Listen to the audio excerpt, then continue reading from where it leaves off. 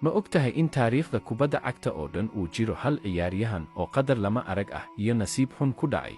Waa run, hal ciyaaryahan ayaa laga badiyey 3 final oo Champions League ah, 3 kooxood oo kala duwan, 3 guuldarro. Haa, si sax ah ayaad u maqashay, 3 final, 3 guuldarro, 3 kooxood. Waxa uu u ciyaaray qaar ka mid ah kooxaha ugu waaweyn qaaradda Yurub, garoomada ugu caansan caalamka. Waxa uu ka garab ciyaaray halyeeyo caan ka ah kubadda cagta. Waxaa loo aqoonsanaa mid ka mid ah ciyaartoyda ugu fiican booskiisa, laguna tixgeliyo xirfadiisa, joogtayntiisa iyo garaadkiisa ciyaareed. Laakiin inkastoo dhammaan dadaalkaas, huritaanka iyo riyada uu yaraantiisii lahaa mu gaadhin, weligiis ma uusan taaban koobka dhaga waaweyn. Finaal kasta wuxuu ahaa fursad cusub, mid walbana wuxuu u muuqday in sheekadu isbedeli doonto. Laakiin mar kasta riyadu way burbur. Waa lahaa xirfad qurux badan oo uu ku iftiimayey kubadda cagta, balse weligiis ma gaarin darajada ugu sarraysa. Wuxuu ahaa ciyaaryahan weyn oo lagu habsaday. Haddaba adigu yad u malaynaysaa inuu yahay ciyaaryahankani? Fikradaada nagula wadaag qaybta kommentiga mahadsanid. Waa kuwan 5 ciyaaryahan ee lagu iibsiga badan yahay funaanadahooda xilli ciyaareedka cusub ee bilaabmaya. Lambarka 5, Kylian Mbappé. Real Madrid kadib markii uu si weyn ugu biiray Real Madrid isla markaana la siiyey lambarka 10aad ee caanka ah, taageerayaashu waxay si weyn u iibsadeen funaanadiisa.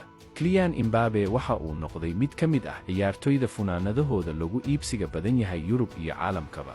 Lambarka 4, Jude Bellingham. Real Madrid. Bellingham wuxuu si degdeg ah uga mid noqday xiddigaha ugu muhiimsan kooxda Real Madrid, taasoo keentay in funaanadiisu ay gaadho heerar sare oo iib ah. Waxa uu sabab u noqday in dakhliyada dhanka maaliyadaha ee kooxda ay kor u kacaan.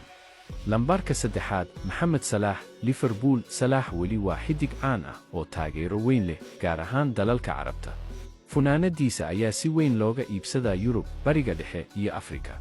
Lambarka 2, Cristiano Ronaldo. Al Nassr. Inkastoo uu u ciyaaro kooxda Al Nassr ee Sacuudi Carabiya, haddana Cristiano Ronaldo weli waa mid ka mid ah ciyaartoyda ugu caansan dunida. Funaanadiisana si weyn ayaa loo iibsanayay guud ahaan caalamka. Lambarka 1, funaanadiisa waxay jebisay dhammaan rikoorradii hore ee iibka xilli ciyaareedkan cusub. Ciyaaryahankan wuxuu noqday mid si waali ah loo raadiyo. Ma qiyaasi kartaa ciduu yahay ciyaaryahankaas? Nagula wadaag qaybta kommentiga mahadsanid. Saxiixa ugu fiican ee Bayern Munich samaysay waa Luis Diaz. Saxiixa ugu fiican ee Manchester United samaysay waa Matheus Cunha. Saxiixa ugu fiican ee Juventus samaysay waa Jonathan David. Saxiixa ugu fiican ee Atletico Madrid samaysay waa Thiago Almada. Saxiixa ugu fiican ee Borussia Dortmund samaysay waa Jude Bellingham. Saxiixa ugu fiican ee Arsenal samaysay waa Victor Gyökeres. Saxiixa ugu fiican ee Tottenham samaysay waa Mohamed Kudus. Saxiixa ugu fiican ee Chelsea samaysay waa Joral Hato. Saxiixa ugu fiican ee Bayer Leverkusen samaysay waa Jurela Kwanza. Saxiixa ugu fiican ee AC Milan samaysay waa Luka Modric. Saxiixa ugu fiican ee Inter Miami samaysay waa Rodrigo de Paul. Saxiixa ugu fiican ee Napoli samaysay waa Kevin De Bruyne. Saxiixa ugu fiican ee Manchester City samaysay waa Ryan Cherki. Saxiixa ugu fiican ee Liverpool samaysay waa Florian Wirtz. Saxiixa ugu fiican ee Barcelona samaysay waa Marcus Rashford. Haddaba adigu yad u aragtaa inuu yahay saxiixa ugu fiican ee Real Madrid samaysay xagaagan? Fikradadu waa muhiim. Daawada ee qaybta kommentiga nagula wadaag mahadsanid.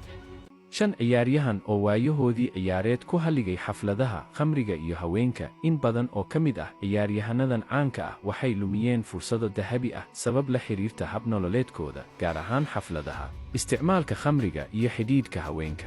Lambarka 5, Jack Grealish. Ciyaaryahan Ingiriis ah oo aad hibo u lahaa, isla markaana ku guulaystay Champions League 2023, balse had iyo jeer waxa uu ka soo muuqan jiray xaflado, isku khamri cabaya, iyo dabaaldegyo habeen dambe ah. Waxaa si weyn loo dhaleeceeyey qaab nololeedkiisa iyo in mararka qaar aanu ciyaaraha u diyaarsanayn. Wuxuu lumiyey booskiisii Manchester City, sanad buuna dhammaystay isagoo aan hal gool dhalin. Lambarka 4, Adriano. Ciyaaryahankii reer Baraasiil ee loogu magacdaray The Emperor ayaa si degdeg ah uga baxay heerarka u sareeya ee kubadda cagta ka hor inta uusan gaarin da'da 30 jirka. Geerida aabbihiis waxay u keentay dhaawac nafsi ah, wuxuuna qabatimay khamriga, xaflado iyo saaxiibo xunxun oo ku sugnaa Rio de Janeiro. Wuxuu lahaa awood uu uga mid noqon lahaa weeraryahanadii ugu wanaagsanaa abid. Lambarka 3, Mario Balotelli. Weeraryahan karti badan oo Talyaani ah, balse dabeecad aan xasiloonayn iyo xaflado joogto ah ayaa burburiyey fursaddiisii uu haliyey ku noqon lahaa. Inkastoo uu weli ciyaaro, wuu ka fog yahay heerkii laga filayay. Lambarka 2, Ronaldinho, xiddig hibadiisu cajiib ahayd, kuna guulaystay abaalmarino waaweyn, balse nolosha xafladaha iyo raynraynta ayaa si degdeg ah hoos u dhigay xirfadiisii, isagoo ciyaar wanaaggiisii dhammaaday intii uu weli dayar ahaa. Ma garan kartaa lambarka 1? Waa mid ka mid ah ciyaartoyda ugu hibada badan adduunka, balse xirfadiisii way burburtay sababo la xidhiidha xafladaha iyo jacaylka uu qabo lacagta. Jawaabtaadu waa muhiim. daawade ee qaybta kommentiga nagula wadaag. mahadsanid. 5 ciyaaryahan ee ugu sarreeya ee carruurtoodu horeyba u noqdeen xiddigo caan ah, una muuqdan inay la yimaadeen ama dhaafeen hibadii aabbayashood. Lambarka 1 durba wuxuu haysta koobab ka badan kuwii uu aabbihiis abid hantiyey.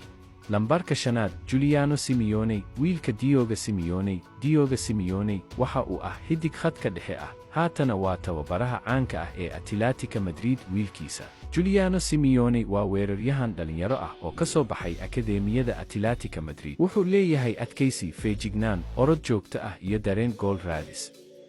Wuxuu ku socdaa dariiqa aabbihiis oo kale.